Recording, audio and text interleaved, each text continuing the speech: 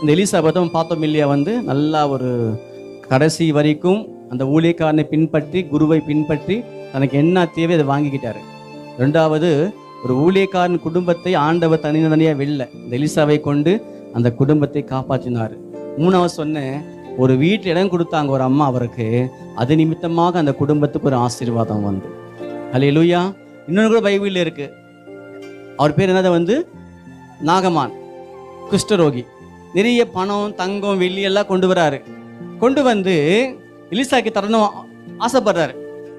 இப்போ என்ன பண்ண, எலிசா வாசல்ல வெளியே போயிட்டு வணக்கம், வாங்க, பிரைஸ் லார்ட், வாங்கன்னு சொல்லிட்டு என்ன பண்ணோம், அந்த நாகமானை உள்ள கூட்டு போய் உட்கார வச்சு உனக்கு என்ன வேணும் அப்படின்னு சொல்லி தலையில கை வச்சு ஜெபம் பண்ணி இதெல்லாம் பண்ணா அவருக்கு சந்தோஷம் இருந்தவங்க நிறைய நகை எல்லாம் கொடுத்துருப்பாரு, தங்கம் வெள்ளி எல்லாம்.